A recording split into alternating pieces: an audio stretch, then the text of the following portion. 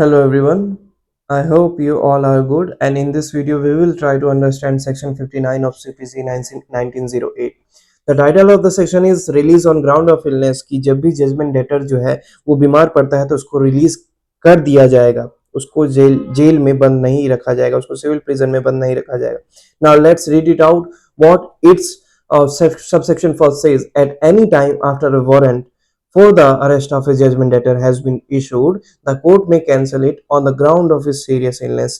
कि कोर्ट ने जो वारंट इशू कर दिया है कि उस व्यक्ति को अरेस्ट करके लाओ, अब इसी दौरान में कुछ भी हो सकता है, तो पॉसिबिलिटी है कि सही में एक्चुअल में वो बीमार पड़ गया हो, तो वारंट यहाँ पे इशू हुआ है और वहां पर वो व्यक्ति जो है कोइंसिडेंटली बीमार पड़ गया है, तो ऐसे में कोर्ट जो है वो किसी भी टाइम उस वारंट को कैंसिल कर सकता है.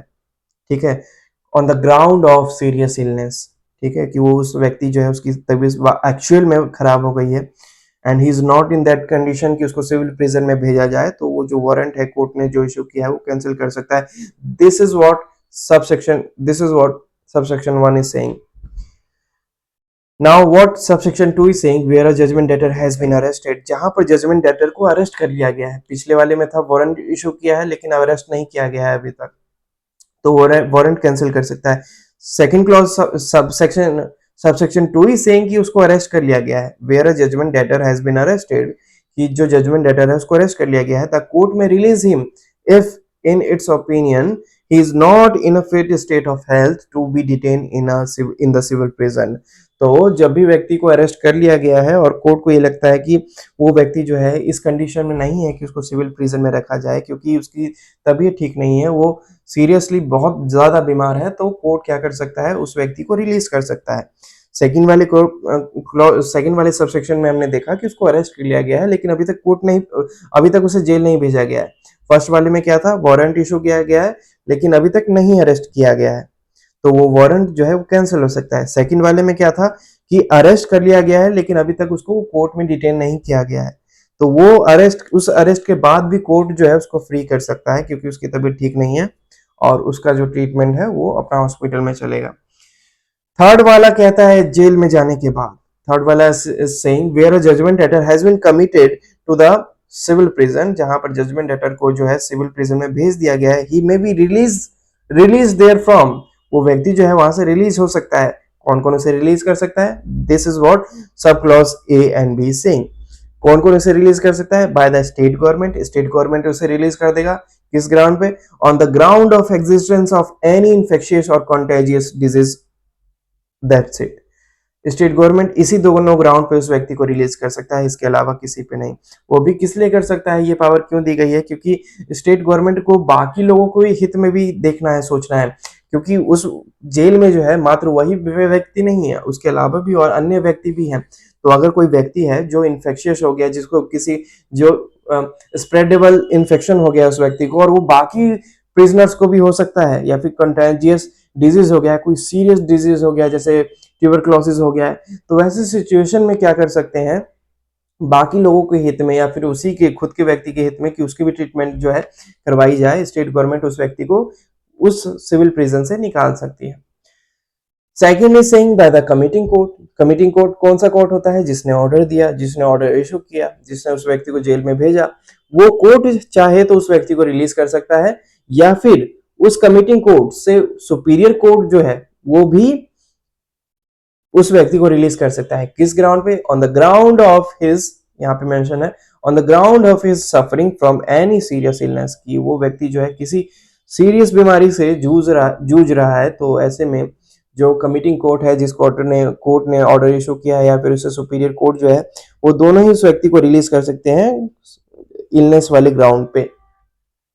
ठीक है, कब, जब वो व्यक्ति जो है जेल में है. मान लो जेल में वो व्यक्ति था, उसको सडनली कोई इन्फेक्शन हो गया, तो ऐसे में स्टेट गवर्नमेंट उसे निकाल सकता है, या फिर कमिटिंग कोर्ट या फिर सुपीरियर कोर्ट, कोई भी उसे रिलीज कर सकता है. So this was what subsection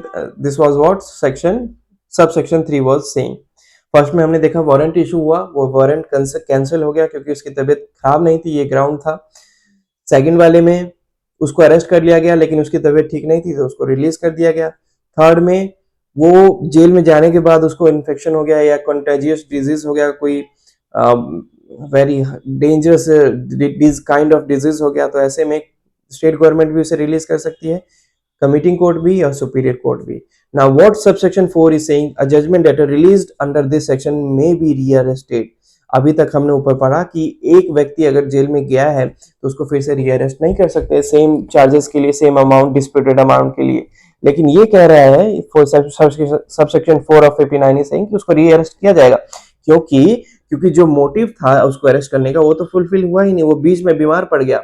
अब मान लो 10 दिन बाद, 3 महीने की ड्यूरेशन थी उसकी, 3 महीने उसे जेल में रहना था. 10 दिन बाद पता चलता है कि उसे कोई सीरियस बीमारी हो गई है और उसको जेल से अब रिलीज करना चाहिए. तो कोर्ट क्या करता है, एक ऑर्डर इशू कर देता है जिसमें उस व्यक्ति को रिलीज कर दिया. अब वो उसको लग गए 20 दिन लग गए ठीक होने में, तो ये वाला जो 20 दिन उसको ठीक होने वाला है वो इंक्लूड नहीं होगा.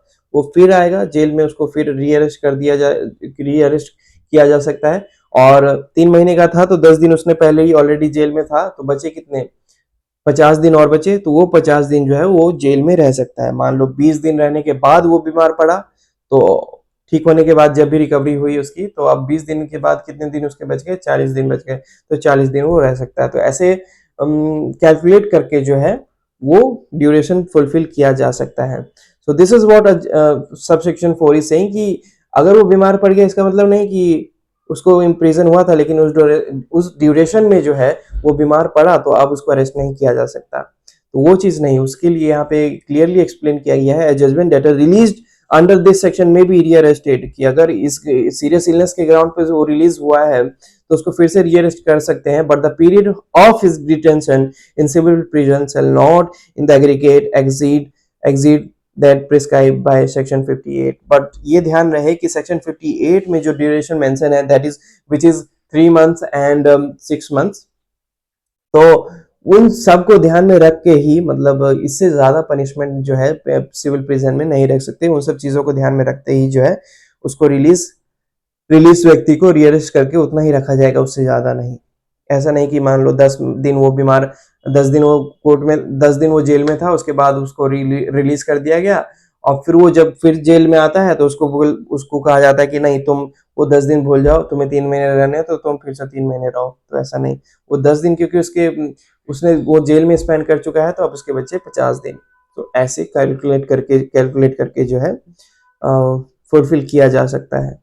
So this was what section 59 was, release on ground of illness, कि अगर किसी जजमेंट डेटर की तबीयत खराब होती है तो उसको रिलीज किया जा सकता है on ground of serious illness. That's it.